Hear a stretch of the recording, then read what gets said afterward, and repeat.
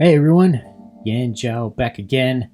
Today, Wizards of the Coast dropped a new Unearthed Arcana.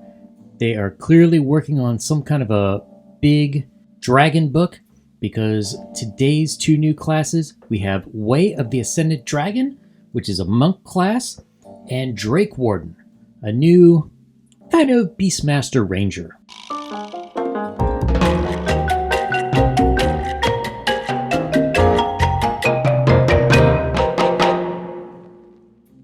Everyone knows the elemental monk is weak T.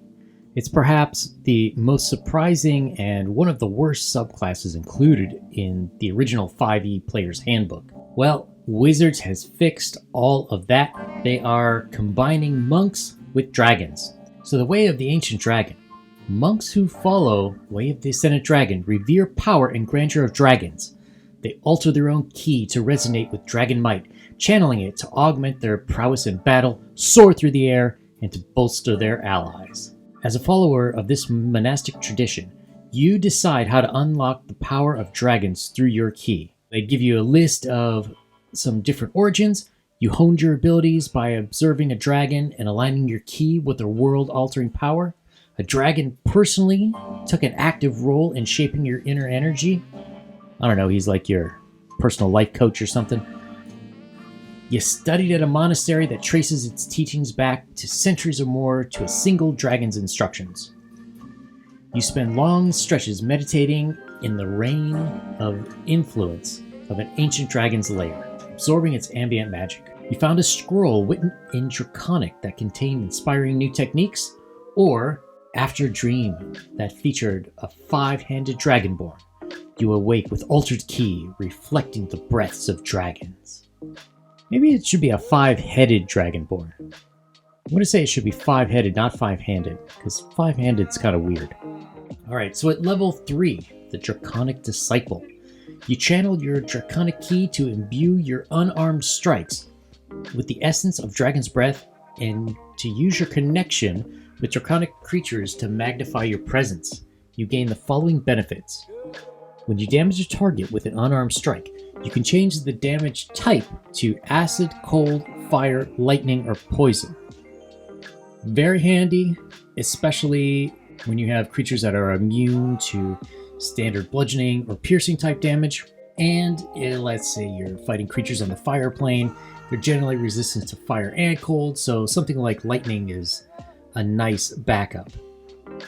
If you can't already, you can speak and read Draconic.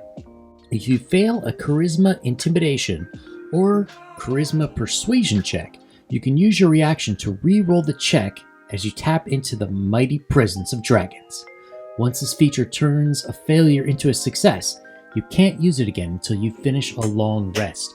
So this not using things until you finish a long rest is something that's kind of new with this Way of the Ascendant Dragon. In general, monk powers all reset when you take a short rest. So they're kind of adding more features, but you can use them less often.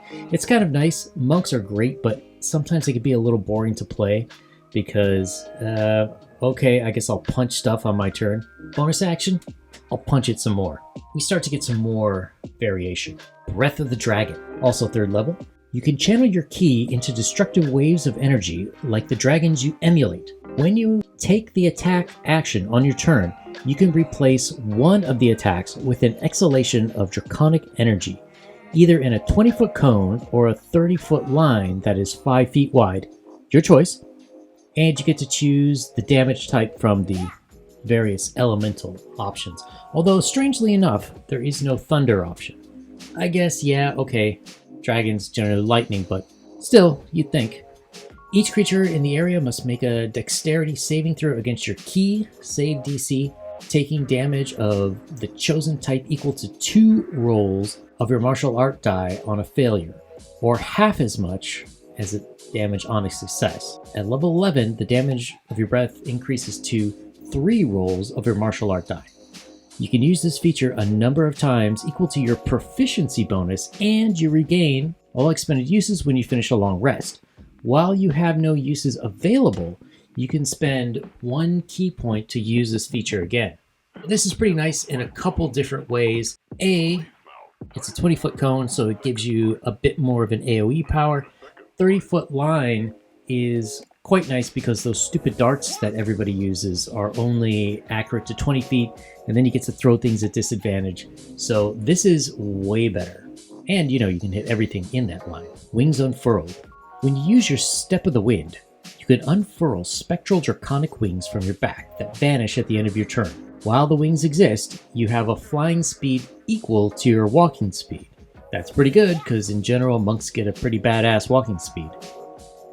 You can use this feature a number of times equal to your proficiency bonus, and you regain all expended uses when you finish a long rest. While you have no uses available, you can spend one additional key point when you activate Step of the Wind to use this feature again. I can only see that last part good in higher levels where your proficiency is still relatively low, but you have a ton of ki, so you can always keep using that Step of the Wind. Aspect of the Worm comes at level 11. The power of your Draconic Key now radiates from you, protecting your ally from harm and punishing any who rise against them. As a bonus action, you can create an aura of draconic power that radiates 30 feet from you for 1 minute. Choose acid, cold, fire, lightning, or poison damage for the duration. You gain the following effects. You and your allies within your aura gain resistance to the chosen damage type. Waves of destructive energy flow out from you and your allies when any of you are attacked. When you or one of your allies in the aura is hit by an attack made by another creature within the aura, the target that was hit can use their reaction to deal an amount of damage of the chosen type equal to 1 roll of your martial art die to the attacker.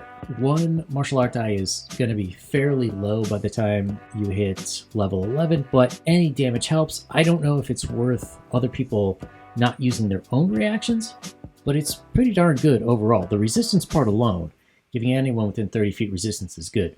In some ways, this is paladinifying a monk, making the monk a little bit more useful, especially in a group setting. Once you use this bonus action, you can't use it again until you finish a long rest unless you spend 4 key points to use it again. It's definitely very situational in fights. I don't think it'd be worth it to try to get the extra damage, but certainly for the resistances.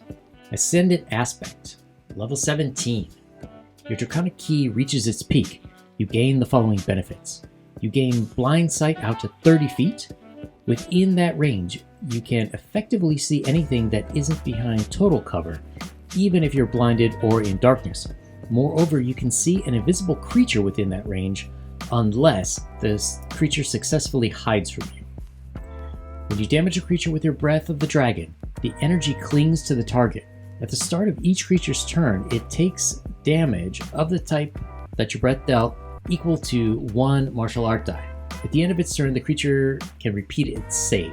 When you activate your Aspect of the Worm, Draconic Fury explodes from you. Choose any number of creatures you can see within your aura. Those creatures take 4d10 of whatever elemental kind of damage. Okay, see, now that makes it pretty good. 4d10 at level 17 to do AoE damage to anything within 30 feet. Bravo. Overall, this looks like it's a pretty fun aspect to play. If you're a monk and you kind of wanted to go a little bit more elemental type, but you were never able to because the one in the player's handbook sucks, this is definitely for you. I can also see ways to kind of modify this a little bit if you're looking for that Avatar, The Last Airbender kind of vibe. This is definitely for you. Drakewardens are rangers who use their magical connection with nature to form an enduring bond with a minor dragon, a drake. This bond allows the ranger to summon the drake to their side and to share the awe-inspiring power wielded by dragons. Considering how your ranger gained their bond with the drake, there is an origin table. You studied a dragon's scale or claw, and you create a bond with it through its token. A secret order of rangers who collect and guard draconic lore taught you. A true dragon gave you a drake egg to care for. When it hatched, the drake bonded to you. You drank a few drops of dragon blood, forever infusing the nature magic with draconic power. An ancient draconic inscription on a standing stone empowered you when you read it aloud. You had a vivid dream of a mysterious man accompanied by 7 yellow canaries who warned you of impending doom. When you awoke, your Drake was there watching you. Yeah, it's pretty creepy. I don't know, any animal that just stares at you while you sleep is a little weird. Level 3, Draconic Gift. The bond you share with your Drake creates a deep connection to dragonkind, granting you understanding and empowering your presence. You gain the following benefits. You get Draconic language, and you also get Thaumaturgy, cantrip, which is now a ranger spell. Also at level 3, you can magically summon the Drake bound to you. As an action, you can summon the Drake. It appears in an unoccupied space of your choice within 30 feet. The Drake is friendly to you and your companions and obey your command. And then they give you a stat block. In several places it does use your proficiency bonus, which seems to also be a new thing. We saw it a little bit in the monk, using proficiency for things. In combat, the Drake shares your initiative count, but it takes its turn immediately after yours. It can move and use its reaction on its own, but only action it takes on its turn is the dodge action, unless you take a bonus action on your turn to command it to take another action.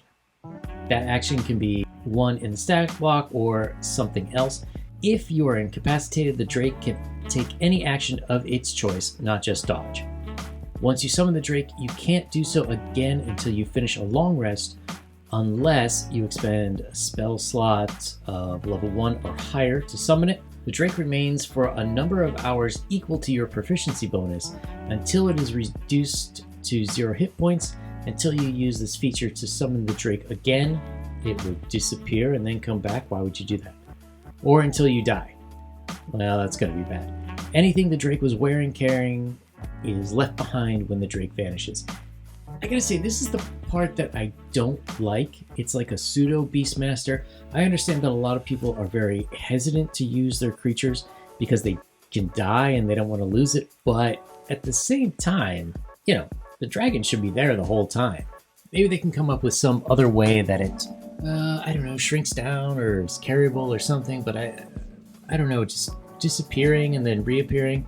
Like, what kind of a bond are you going to have with the dragon? Would it has its mom's calling it home for dinner or something like that? I don't know, it's just weird.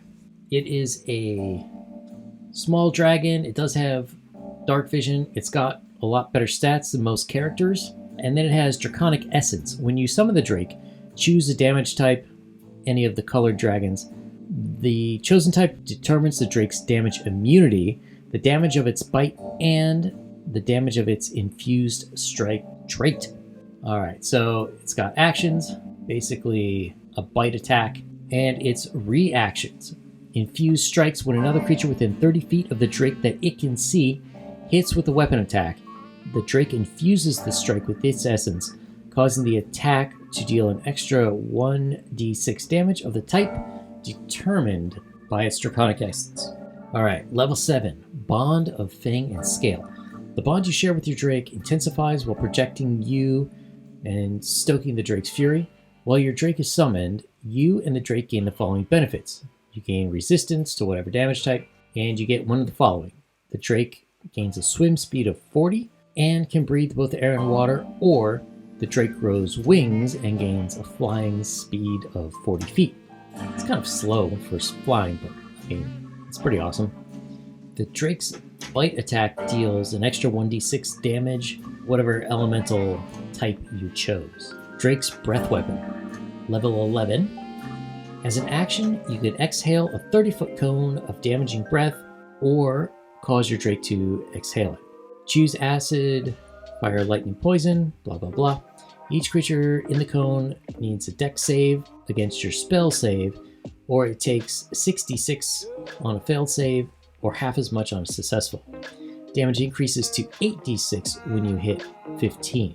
Once you use this feature, you can't do it again until you do a long rest, unless you use a 3rd level or higher spell slot. Perfect Bond. Level 15, your bond to your dragon reaches the pinnacle of its power. While your Drake is summoned, you and the Drake gain the following benefits. The Drake grows to a large size, which is pretty darn cool, but that is level 15. The Drake's Bite attack deals an extra 1d6 damage, so 2d6 total. When either you or the Drake takes damage while you're within 30 feet of each other, you can use the reaction to give yourself or the Drake resistance to that instance of damage. Basically, you have one attack. That's it. I really like the sound of both of them. I don't know, I think in one of my homebrews, I would change the Drakewarden to somehow keep that dragon around more. It's just weird that it pops in and out. I mean, like, that's your thing, right? Like, if you're a shepherd, you always have a dog or sheep around you. If you're a cowboy, you always have a horse or cattle around you. How can you be a Drakewarden and the Drake is only there like part-time? Makes me feel like you and the dragon's mom got a divorce or something, and then you only get the dragon like every other weekend and holidays. Come on, Wizards of the Coast, you could have made that better. My opinion, both subclasses are definitely worth checking out. What do you guys think? Yay or nay? This is Yan Zhao signing out. Soon I will have part 2 of the Why Religion Sucks in D&D and what you can do to change it series. Seriously, probably this weekend it's coming out. Otherwise, if you could do me a favor, like this video, subscribe to the channel, and leave your comment down below. Let me know what you think of these two subclasses. See you soon.